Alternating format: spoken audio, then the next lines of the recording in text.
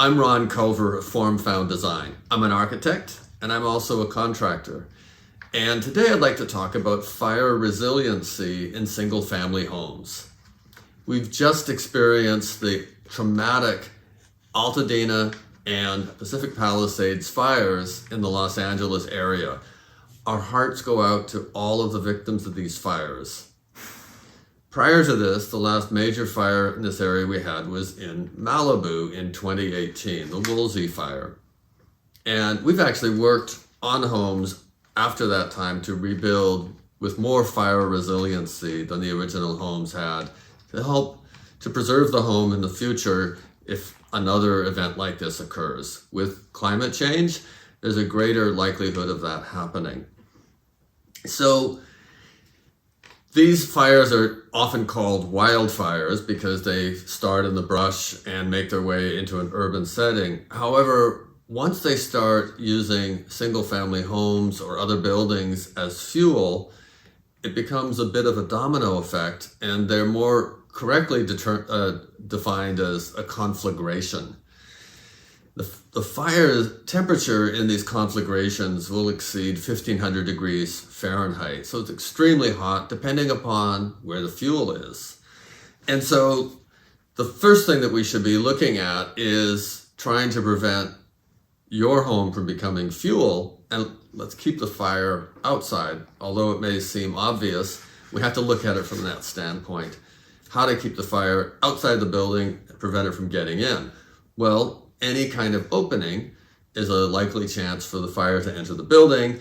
And if your building has a raised foundation with a crawl space and an attic space, those are two locations that the fire can enter.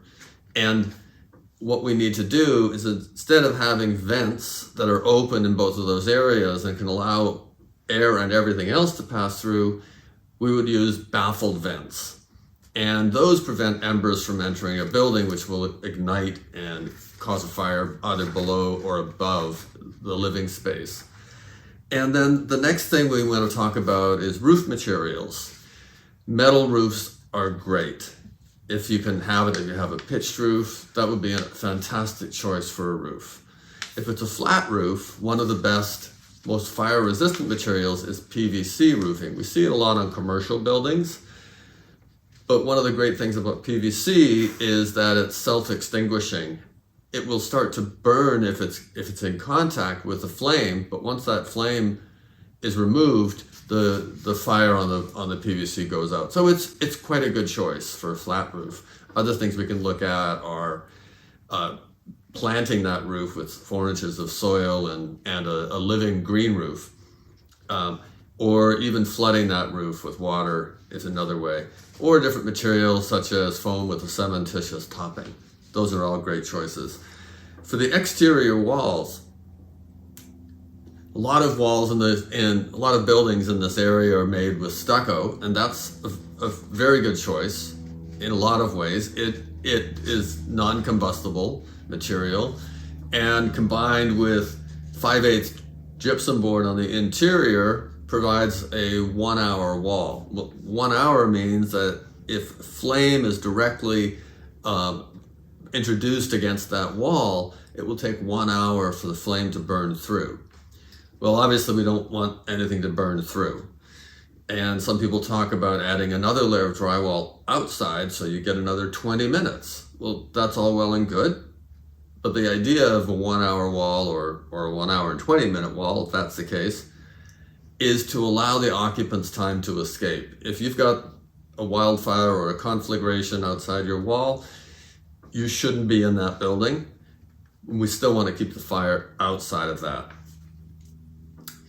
Unprotected eaves are also an area where the fire will enter, and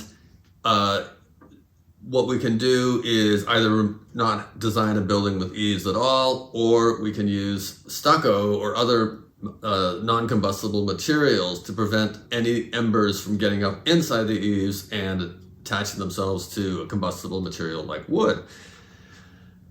Gutters are generally not something we talk about, but I've been noticing as we've been going through the photographs of buildings that survived in the Palisades fire, some people had used vinyl gutters and instead of aluminum or steel, and those gutters melt and they actually do contribute to the fuel load on a building.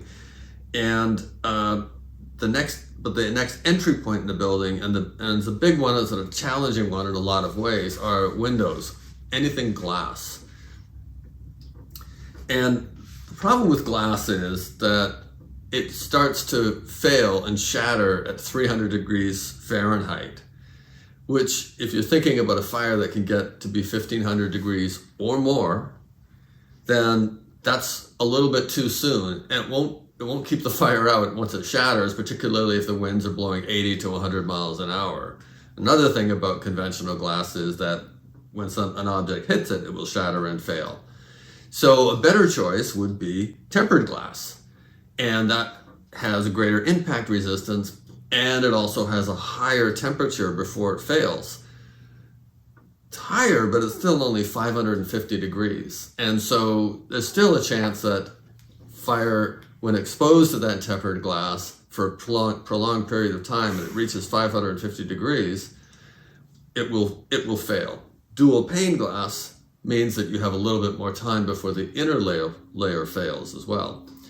Tempered and laminated glass can also provide a little bit better resistance to a fire for a window opening.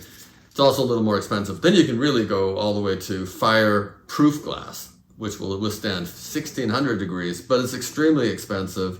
It's used mostly in very specific applications because of the cost, and it's not a great choice as a result for a single-family home when you are trying to build for a reasonable budget. Or if you have a lot of glass in your building, that would get extremely pricey. So then there's other things we can do is talk about shutters, and we'll get to that in another episode of this. So then another thing that we need to look at is landscape materials, planting things that are succulents, native friendly, that don't burn, and also maintaining a 5-foot minimum defensible zone around the building so that it's clear of debris. There's no lawn furniture, there's no Rubbermaid storage containers, anything like that will add fuel to the fire. And similarly, keep wooden fences away and gates from the building, and consider perimeter walls that are concrete masonry, that are maybe stuccoed, or they're actually concrete or metal fences if you have to do that. I'm gonna do another episode that will talk about other parts of fire resiliency. And until then, thank you for listening.